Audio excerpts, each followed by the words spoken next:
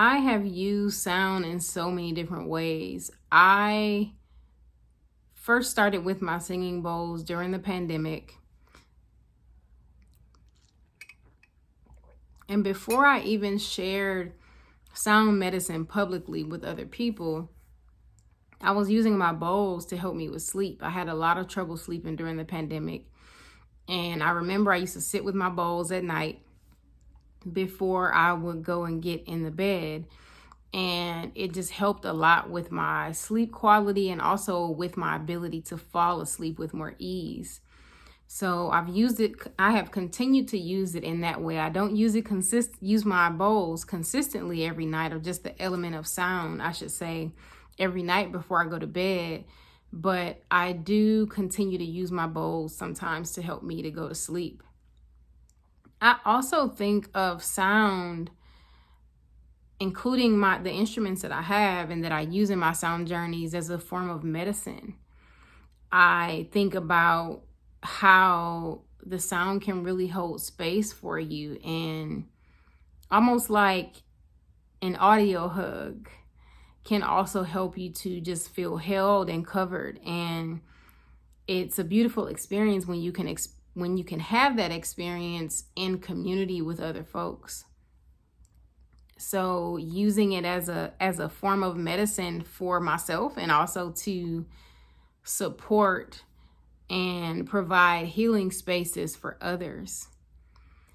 I have gotten a lot of positive feedback over the years on my sound journeys, including things that people have shared with me about what they maybe saw or experienced or felt during one of my sound journeys that I continue to be blown away by sometimes.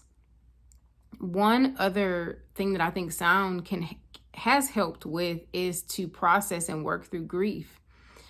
I think that the different components of a sound journey really invite you to do some emotional processing.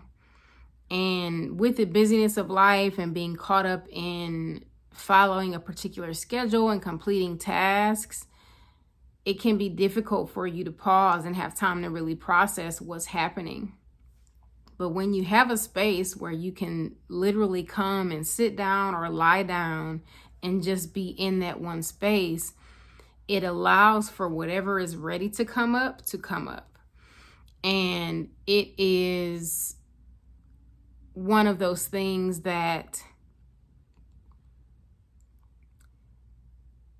can feel really protective. It can feel just really comforting. So I think having a space to process, and I mentioned grief because I have had that as a personal experience for myself in being a participant in a sound journey, but also I've gotten a lot of feedback from participants of my former sessions around themes related to grief, or even the processing of their own grief might come up and show itself during a sound journey.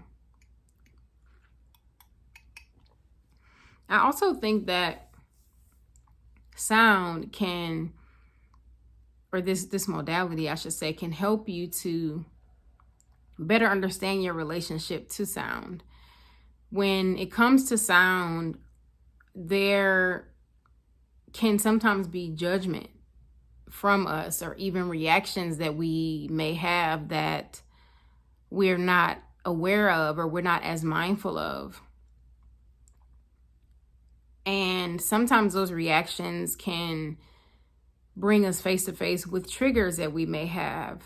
One common area of feedback that I've gotten from my sound journeys, especially those that have been held outside. Let's say I'm in the middle of the sound journey and you hear police sirens, or there's a fire truck siren going off.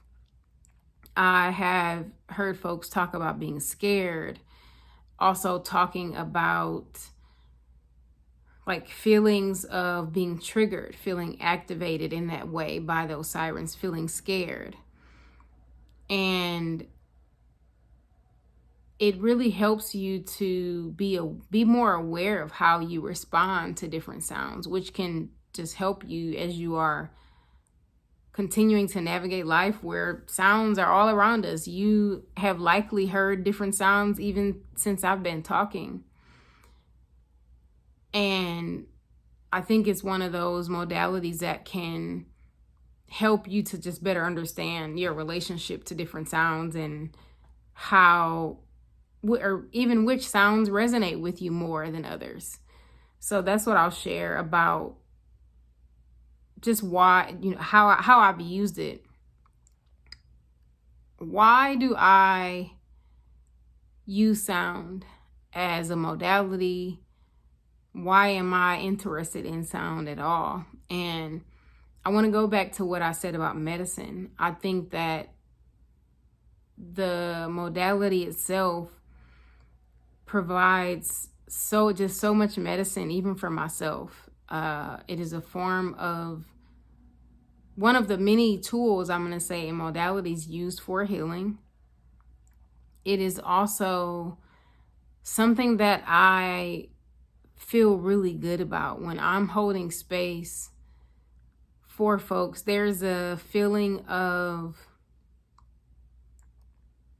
empowerment that I feel. I feel like I'm being a really good and inspirational and kind leader when I hold space during a sound journey.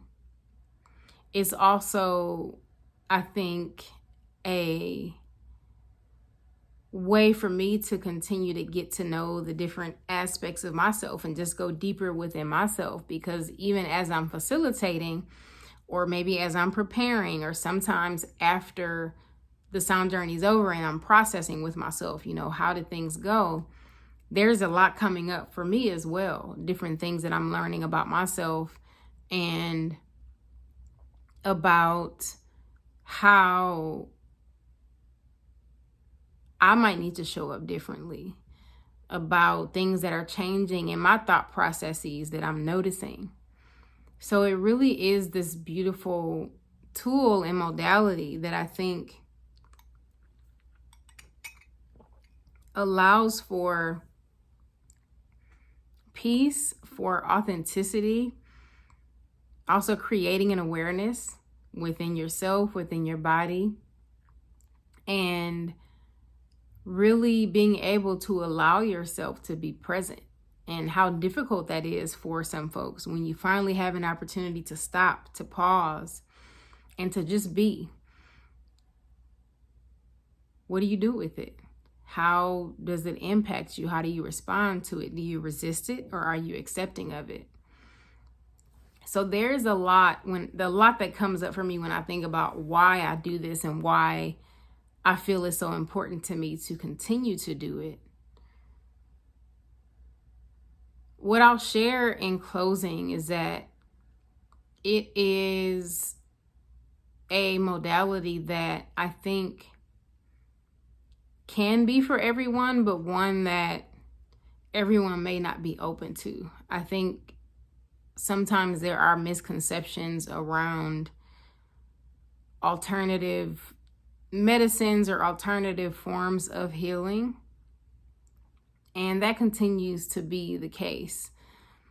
It has not happened as much with me, but I have had conversations with folks where I am given an opportunity really to provide some education and talk about the research that is out there, which I am grateful has grown since I first got started. But the research that's out there that supports sound as a modality and just how we can use sound to further healing.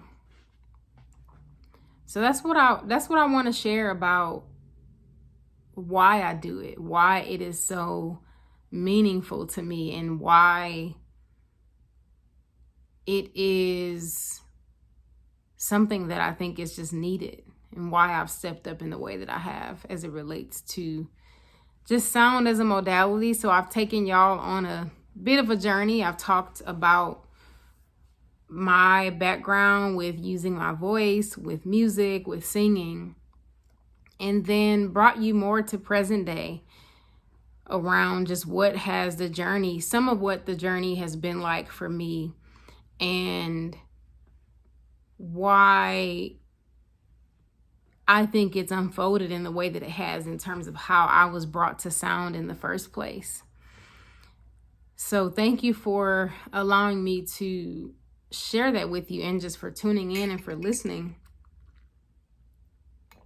And I'm going to put in the description box the link to my sound sanctuary, which is my signature sound therapy program.